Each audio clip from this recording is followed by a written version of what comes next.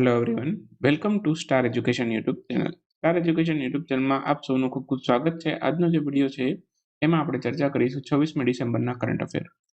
તમને જે પ્રમાણે પ્રોમિસ આપેલો એ પ્રમાણે મેં 23 તારીખથી જેટલા પણ વિડીયો બાકી હતા એ બધા જ વિડીયો પૂરા કરી દીધા છે. એક 26મી ડિસેમ્બરનો વિડીયો બાકી હતો તો એ પણ તમારી સામે આવી ગયો છે. અને હવે આવતીકાલથી 29મી ડિસેમ્બરથી આપણે રેગ્યુલર આપણા કરંટ અફેરના વિડીયો પબ્લિશ કરતા રહીશું અને 30 તારીખથી મોર્નિંગમાં જ તમને આપણો વિડીયો મળી જશે. તો શરૂ કરીએ આજનો વિડીયો. શરૂ કરતા પહેલા આપણી ઓફિશિયલ નોટિફિકેશન માટે આપણી ટેલિગ્રામ ચેનલ જોઈન કરી શકો છો, અથવા તો આપણી એન્ડ્રોઈડ એપ્લિકેશન છે એને પણ ડાઉનલોડ કરી શકો છો. તો કરંટ અફેરનો કોર્સ એમાં બાય કરી શકો છો. તમને ટેસ્ટ આપવા મળશે, પીડીએફ મળશે, ઈ મેગેઝિન મળશે, ઈ બુક્સ મળશે કરંટ અફેરની. તો એ બધું તમને ફ્રી ઓફ કોસ્ટ એમાં મળતું રહેશે. 399 કરંટ અફેરના કોર્સની પ્રાઇસ છે અને 31મી ડિસેમ્બર સુધી વેલિડ રહેશે, બરાબર. અને એ પછી આપણા કરંટ અફેરની કોર્સની પ્રાઇસ છે 799 રૂપીસ થઈ જશે, બરાબર. તો જેમને પણ ઈચ્છા છે, 1 વર્ષની વેલિડિટી છે, તો 1 વર્ષ સુધી તમે કરંટ અફેરનો કોર્સ એક્સેસ કરી શકશો, બરાબર. શરૂ કરીએ વિડીયો. 26મી ડિસેમ્બરના કરંટ અફેર. સૌથી પહેલો ક્વેશ્ચન છે, હાલમાં જ ભારત અને કયા દેશ વચ્ચે કોમ્બેટ વીર ગાર્ડિયન નામનો યુદ્ધ અભ્યાસ આયોજન થયેલો? તો ભારત અને જાપાન વચ્ચે આ યુદ્ધ અભ્યાસ થાય છે જેનું નામ છે કોમ્બેટ વીર ગાર્ડિયન યુદ્ધ અભ્યાસ. એકચ્યુઅલમાં આ સૌથી પહેલી વખત જ આયોજન થયું છે, તો ઓપ્શન સી આપણો આન્સર થશે. વર્ષ 2022ની અંદર છે આ સૌથી પહેલી વખત આ યુદ્ધ અભ્યાસ છે જેનું આયોજન કરવામાં આવેલું છે. એનું નામ છે કોમ્બેટ વીર ગાર્ડિયન. એક ધર્મા ગાર્ડિયન પણ થાય છે, એ પણ ભારત અને જાપાન વચ્ચે થાય છે. અને આ વીર કોમ્બેટ ગાર્ડિયન યુદ્ધ અભ્યાસ છે એ બંને દેશોની વાયુસેના વચ્ચે થાય છે. આયોજન આનું જાપાન ખાતે કરવામાં આવેલું છે. એટલે એક તો લોકેશન પૂછે, કેટલામી આવૃત્તિ છે એ પૂછે, બંને કયા દેશો વચ્ચે થાય છે એ પૂછે. તો ભારત જાપાન વચ્ચે થાય છે, સૌથી પહેલી જ આવૃત્તિ છે. અને આયોજન ક્યાં થયું? તો કે જાપાનમાં. બસ એટલું યાદ રાખો. બાકી ભારત અને જાપાન વચ્ચેના યુદ્ધ અભ્યાસનું નામ યાદ રાખી લો. એક જીમેક્સ નામનો યુદ્ધ અભ્યાસ ભારત જાપાન વચ્ચે થાય છે. એક ધર્મા ગાર્ડિયન, સેન્યોમેત્રી, સહયોગ કાઇજિન, આ બધા યુદ્ધ અભ્યાસ છે ભારત અને જાપાન વચ્ચે થાય છે. નેક્સ્ટ ક્વેશ્ચન, હાલમાં જ પ્રધાનમંત્રી નરેન્દ્રભાઈ મોદીએ વીર બાલ દિવસ તરીકે કયા દિવસને ઉજવવાનું જાહેર કરેલું? તો વીર બાળ દિવસ આ જાહેરાત છે જાન્યુઆરીમાં જ કરી દીધી હતી પ્રધાનમંત્રી નરેન્દ્રભાઈ મોદીએ, જાન્યુઆરી 2022માં. અને આ વર્ષે સૌથી પહેલી વખત ઉજવીએ છીએ 26મી ડિસેમ્બરે. આન્સર આવશે 26 ડિસેમ્બર. તો 26મી ડિસેમ્બરે આપણે વીર બાલ દિવસ તરીકે ઉજવશું હવે પછીથી. આ વર્ષે સૌથી પહેલી વખત આને ઉજવેલો છે. તો સૌ પ્રથમ વખત વીર બાલ દિવસ 2022માં ઉજવાયેલો. બાકી ખાલી બાલ દિવસ અથવા તો રાષ્ટ્રીય બાલ દિવસ પૂછે તો 14 નવેમ્બર, જવાહરલાલ નહેરુની જન્મ જયંતિ. બાકી વિશ્વ બાલ દિવસ પૂછે તો એના 6 દિવસ પછી 20મી નવેમ્બરે. તો આ પણ યાદ રાખીશું. હવે વીર બાલ દિવસ આપણે કોની યાદમાં ઉજવીએ છીએ? તો શીખ ધર્મના 10મા ગુરુ છે જેમનું નામ છે ગુરુ ગોવિંદસિંહજી. તેમના પુત્ર હતા, એ 4 પુત્ર હતા, સાહબજાદો તરીકે ઓળખાતા. અને એમની વીરતાની યાદમાં આપણે આ દિવસને ઉજવશું વીર બાલ દિવસ તરીકે. તો ગુરુ ગોવિંદસિંહજીની જે 365મી જન્મ જયંતિ હતી એમાં પ્રધાનમંત્રીએ આ જાહેરાત કરેલી હતી. બાકી આ 4 પુત્રના નામ યાદ રાખીશું. આપણે જુજારસિંહ, અજીતસિંહ, જોરાવરસિંહ અને ફતેહસિંહ. તો આ ગુરુ ગોવિંદસિંહજીના 4 પુત્ર છે જે સાહબજાદો તરીકે ઓળખાય છે. ઔરંગઝેબે એમની માતા અને એમના જે 2 પુત્રો છે, બરાબર, એમને કેદ કર્યા અને પછી દિવાલથી ચણી દીધા અને પછી તે લોકો શહીદ થઈ ગયા. તો આમની આ વીરતાની યાદમાં છે, બરાબર, આપણે આ દિવસને વીર બાલ દિવસ તરીકે હવે પછીથી ઉજવશું, બરાબર. 26 ડિસેમ્બર ઉધમસિંહની જન્મ જયંતિ છે. તો એ કેટલામી જન્મ જયંતિ છે? તો ઉધમસિંહની 123મી જન્મ જયંતિ છે. હાલમાં જ 26 ડિસેમ્બરે શહીદ ઉધમસિંહની જન્મ જયંતિ હતી. કેટલામી? 123મી. જન્મ એમનો બ્રિટિશ ઇન્ડિયા વખતના પંજાબમાં થયેલો 26 ડિસેમ્બર 1899માં. ઓકે. હવે 13 એપ્રિલ 1919નો દિવસ બધાને યાદ હશે, જલિયાવાલા બાગનો હત્યાકાંડ, બરાબર. જનરલ ડાયરની આગેવાનીમાં થયેલો હતો. જનરલ ડાયરને આ હત્યાકાંડનો આદેશ આપનાર જે વ્યક્તિ હતો એમનું નામ હતું માઇકલ ઓ ડાયર. માઇકલ ઓ ડાયર નામના વ્યક્તિએ જનરલ ડાયરને આદેશ કર્યો ત્યાં ગોળીબાર કરવાના. તો એમના લીધે આ આખો જલિયાવાલા બાગનો હત્યાકાંડ થયો. અને આ માઇકલ ઓ ડાયરને ઇંગ્લેન્ડમાં જઈ એનો વધ કરનાર વ્યક્તિ હતા ઉધમસિંહ, બરાબર. પરિણામે ત્યાંની સરકારે એમની ધરપકડ કરી, પછી ફાંસી આપી દીધી અને તેઓ શહીદ થઈ ગયા. પણ એટલા બહાદુર છે, બરાબર, કે ઇંગ્લેન્ડમાં જઈ, બરાબર, એમના જ દેશમાં જઈ અને એમને વધ કર્યો, બરાબર. તો માઇકલ ઓડાયરનો એમણે વધ કરેલો, તેના કારણે પછી એમને ઇંગ્લેન્ડની સરકારે ધરપકડ કરી અને એમને ફાંસી આપી દીધી, પછી તેઓ શહીદ. તો મેઇનલી બહુ ઓછા વ્યક્તિને શહીદ ઉધમસિંહ વિશે ખબર હશે. ઉત્તરાખંડની અંદર એક ઉધમસિંહ નગર પણ છે. માયાવતીની સરકારમાં આ નગરને નામ આપવામાં આવ્યું ઉધમપુર, શહીદ ઉધમસિંહ નગર. હાલમાં જ કુલ કેટલી ભાષામાં સાહિત્ય એકેડમી પુરસ્કાર જાહેર કરવામાં આવેલા? હાલમાં જ સાહિત્ય એકેડમી પુરસ્કારો જાહેર થઈ ગયા છે. કુલ કેટલા જાહેર થયા છે?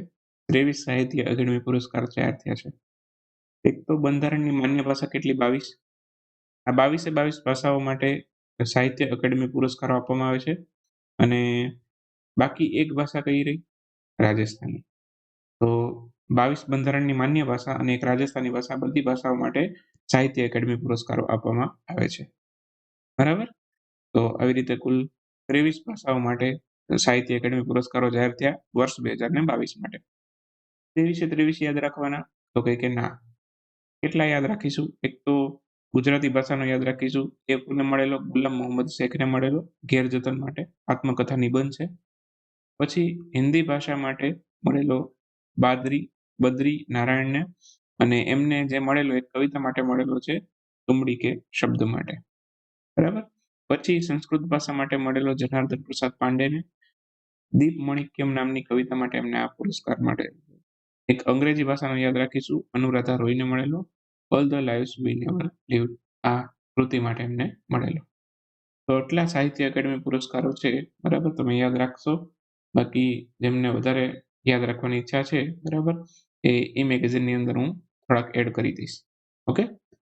બાકી તમારો ક્વેશ્ચન નીકળશે ને તો મેઇનલી એટલામાંથી જ નીકળી જશે, બરાબર. Best dishes of the world, આ રેન્કિંગ હમણાં જાહેર થઈ છે. આમાં ભારત કેટલામાં સ્થાન ઉપર છે? ભારત આમાં 5મા સ્થાને છે. તો ઓપ્શન બી આપણો આન્સર થશે.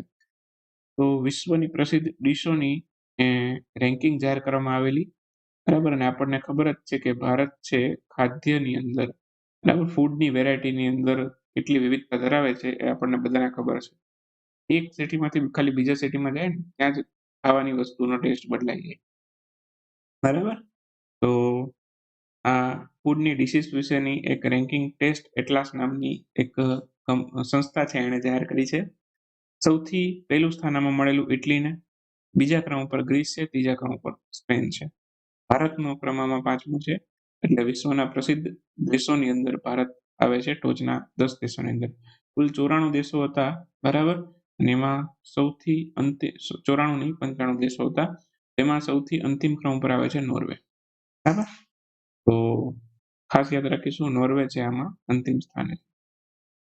તો આ ઓફિશિયલ રેન્કિંગનો સ્ક્રીનશોટ છે. સ્ક્રીનશોટ પણ યાદ રાખી શકો છો. Best cuisine in the world, બરાબર. પહેલા ક્રમે ઇટલી, બીજા ક્રમે ગ્રીસ, ત્રીજા ક્રમે સ્પેન, જાપાન, 5મા સ્થાને આપણું ભારત છે. નોર્વેનો ક્રમ જોઈ શકો છો તમે. નોર્વે છે એ સૌથી અંતિમ ક્રમ ઉપર છે. ચલો નેક્સ્ટ ક્વેશ્ચન ઉપર આવી જઈએ. હાલમાં આઈસીસી મેન્સ ઓડીઆઈ રેન્કિંગ 2022માં પ્રથમ ક્રમ પર કયો દેશ છે? ઓડીઆઈ મેન્સ રેન્કિંગ હમણાં જાહેર થઈ ગઈ છે, અને આમાં પ્રથમ ક્રમ ઉપર છે ન્યુઝીલેન્ડ. આન્સર આવશે ન્યુઝીલેન્ડ. ઓપ્શન બી આપણો આન્સર થશે. ન્યુઝીલેન્ડ છે, બરાબર. આ આઈસીસી ઓડીઆઈ મેન્સ રેન્કિંગમાં પહેલા સ્થાને રહેલું, બીજા ક્રમે ઇંગ્લેન્ડ, ત્રીજા ક્રમ પર ઓસ્ટ્રેલિયા, ચોથા ક્રમે આપણો દેશ ભારત છે.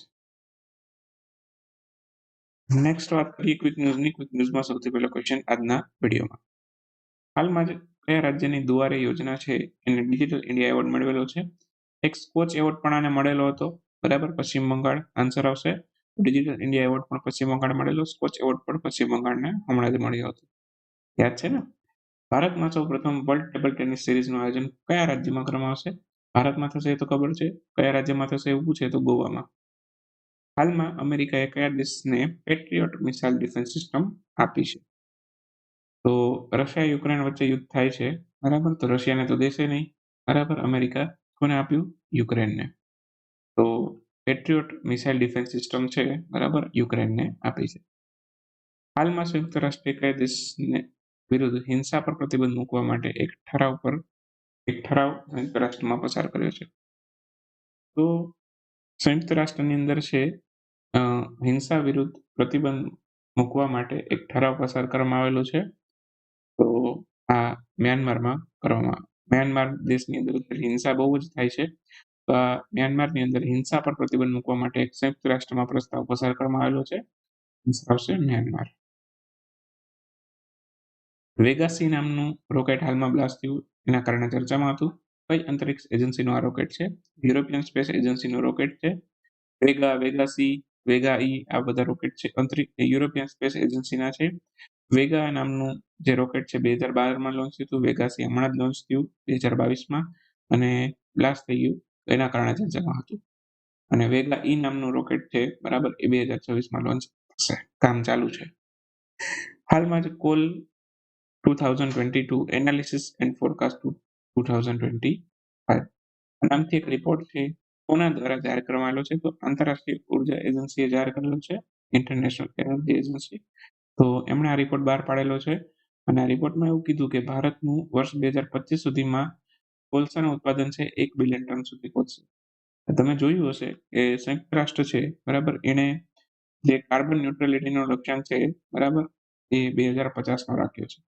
વિશ્વના ગ્લોબલી જે કાર્બન ન્યુટ્રલિટીનો જે લક્ષ્યાંક છે 2050નો છે. ભારતનો કેટલા સુધીમાં છે? 2070 સુધીમાં. ભારત છે 2070 સુધીમાં કાર્બન ન્યુટ્રલિટી અપનાવશે. શું કામ એવું થાય છે?